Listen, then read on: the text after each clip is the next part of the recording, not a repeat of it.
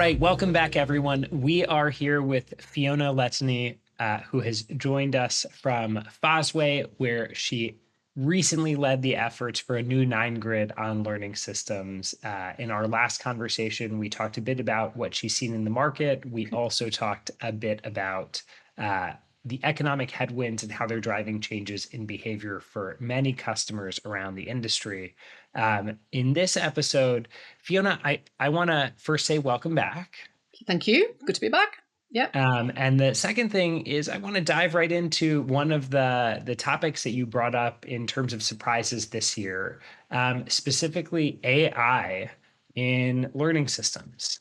There's a lot of noise about AI in the market. Certainly, it's all over. Adoption may not be as deep as the marketing message and the amount of branding suggests. I'm interested in what you saw as you were conducting research this year. Yeah, and that was the surprise for me, really, because I had spent 18 months and more talking to vendors all about the AI that they were either bringing in, delivering, or it's on roadmap or whatever. And so almost on a daily basis, either internally at Fosway, we were talking about AI across all the various practices within Fosway, and all these briefings from the vendors. And then we did the digital learning reality survey and also some roundtables that we do with our corporate network.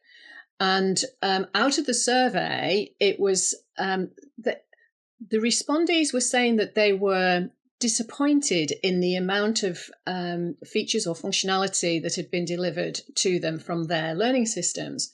Obviously, we didn't know whose learning systems they were, but that kind of surprised me. But also talking to our corporate network, they were also saying, if we had maybe 12 on a call, there were maybe only one or two that had leapt straight in and were using it and that kind of thing. And so that kind of surprised me that there was that delay. And so we, ended up doing a bit of digging to find out maybe why that was the case. So Fiona, what did you see as you dug around as to the reasons why people may not be deploying AI solutions as deeply as you would have expected? I think there are a number of reasons. And the first one is really the internal politics. There are, particularly in large organizations, there are now there's governance surrounding the adoption of AI. Obviously, the ethics and the security issues that are sort of well documented are delaying things, I think, in terms of the ability to adopt in an organization. I think the other another area is potentially the fear factor a little bit of the unknown, not sure what the AI is actually going to do and how it's going to affect their jobs. And I think there is a cost element that is now coming into it. I think originally, because ChatGPT was free and everybody was thinking, oh yeah, this is great and let's use it and whatever, somebody somewhere is going to have to burden the costs, and at some point that is going to come out with the customer. So I think there have been a number of things, and again, it's when we talk about costs, it's about the value, what value is being delivered in with AI, and I think there's been just a little bit of a sitting back to try and work out what it is it's going to add, where it's going to add value into their organization. So many ways I want to take that statement, and I absolutely agree. So I'm hearing, security, ethics, kind of compliance issues loud and clear, and I think that probably doesn't surprise anyone in industry. Adopting AI is a very different thing. I do have this question as you sort of observe expectations. I know we even have Sam Altman, the CEO of OpenAI, coming out saying perhaps there's going to be an order of magnitude increase in cost of open AI services to end users. So for their pro subscription, which is $200 a month, is that going to move to $2,000 a month as they add more and more complex functionality? Or should they change their business model since they're, I think, investing a lot in their new functionality in order to get it to market? So not surprising that some of the IT and HR organizations that are deploying learning systems are running into some concerns around potential costs. In that vein, were you seeing concerns about the actual costs or people afraid that the amount invested might run up uncontrollably? Was it the potential for cost, or was it people actually seeing folks using this so much that costs were ballooning, so to speak? So I think the jury's out a little bit, but I think both of those are possibilities. I think as well, because we were asking a question we've got another piece of research out at the minute about AI, and in a next quarter, I think we should have the first paper out on that one. But one of the things that we were asking, certainly within the vendors, is how are you charging for this? And again, it depends on the size of the vendor and who they service, how they're actually going to think about the cost of the delivery, etc. And again, is the AI something that administrators use, or is it every learner that's using it? And so I think there is every response that we got from that seemed to be different from that perspective. I don't think there is one single answer that is being used from a vendor perspective, and therefore, at the moment, I don't think the corporates, they're kind of playing a waiting game, maybe a little bit from a cost perspective. But I think you're right. The IT departments probably have got maybe a little bit more forward thinking about it from that perspective, and therefore will be challenging the learning departments on what they are expecting. I know that we're spending a lot of time offering customers, for instance, credit so they can test out new scenarios and really build out those ROI calculations themselves. Mm-hmm. The interesting thing relative to these AI scenarios, compared to typical SaaS scenarios, is they tend to be really company specific in some ways. Like everybody's business process is different. The unique capability of AI is that it can personalize sort of a solution relative to your company. And so then the ROI calculation is often like just you. And I think that takes it's going to be a new muscle that buyers are going to have to flex, and Mm-hmm. probably different for L&D teams.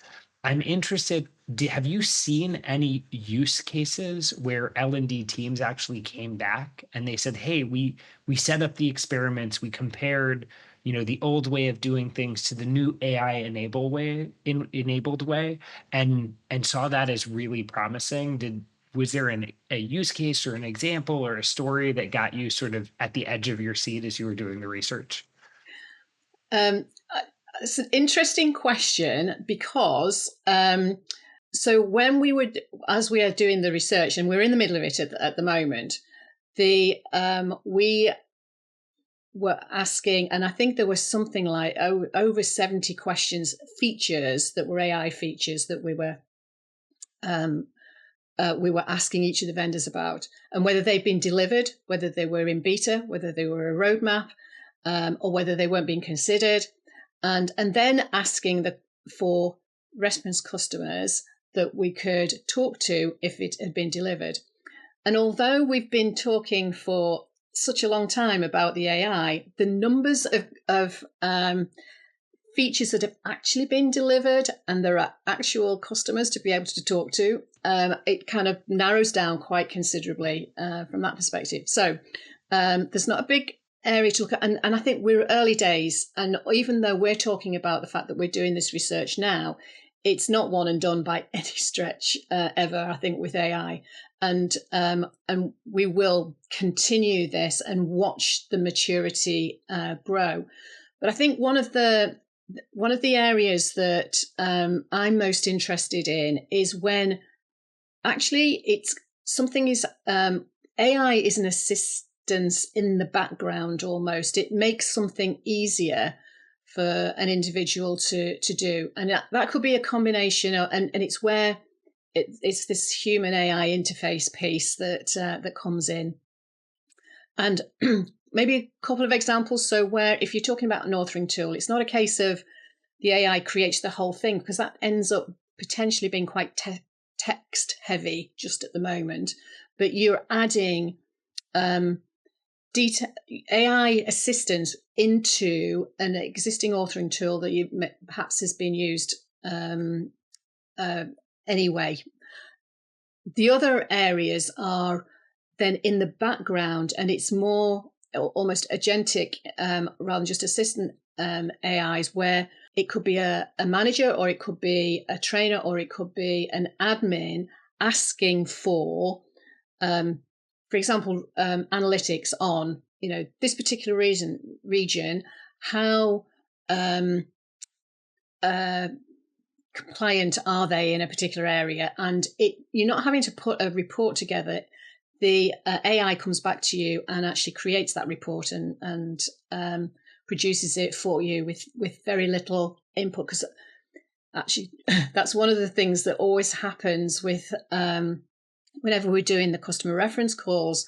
They always bring up reporting as an issue for learning systems. And I feel for the learning systems providers, to be perfectly honest, because I know that you can have a raft of reporting and analytics on dashboards, but there's always another one. To your point, in terms of every buyer is different, there is always another report that's going to be required. And so, yeah, if we can get the AI to actually produce those, then that's great. So those are the things that not necessarily seeing a great deal of feedback yet from. I mean, there's a lot around the, I suppose the authoring and the assistance side of things, but I think we need to have it built in the back that you almost don't know that's AI that's doing it. It just goes ahead and does it and just makes it easier. That ease of use piece is so much is so important, and the personalization piece is really important at the moment, that I think AI is going to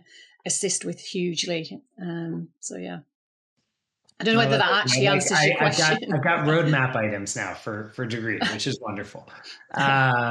The last question for this conversation: what's one piece of advice that you would give leaders in navigating this change? So if you were talking to industry leaders like myself or L&D leaders, as you think about what we should focus on as we tackle the next problem, what is that one piece of advice?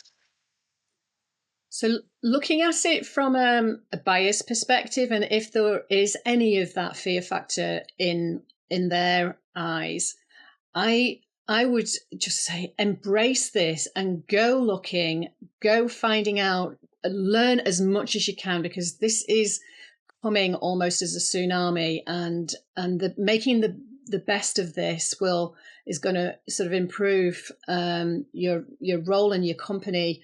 And if you don't, then that's going to be holding you back. So I think absolutely embrace this massively. Go looking, just absolutely go looking for this.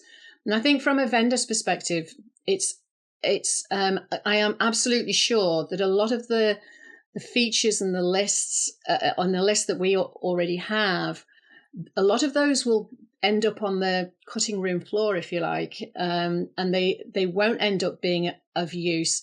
And it is looking at, what's the value of this? Some of it can be really, there is a bit of a wow factor, but actually, how useful is this going to be? I did hear actually, and this was an interesting, it was a bit of a surprise as well, from when I was talking about to somebody that was using a system that had quite a big focus on the creating content and authoring tool. And I said, "Oh, are you using the authoring tool?" And they said, "No." And there were two reasons from a number of different people that I've spoken to. One is that at the moment it's very text heavy, and we've got better authoring tools than the ones that have been introduced into some of the learning systems. And the other one was, we've got enough content. It's not about the creation of content, but it is a bit more about the curation and the search and the discoverability of that content. So again, it's just making sure you're looking at what is it the customer needs before you dive into creating something. Just tick that AI box in an RFP situation, which I think is a little bit tempting at the moment. Love it. Embrace the change for L&D practitioners everywhere and focus on the value, because stuff can and should end up on the cutting room floor. Fiona, pleasure having you for this conversation. I'm already looking forward to the next.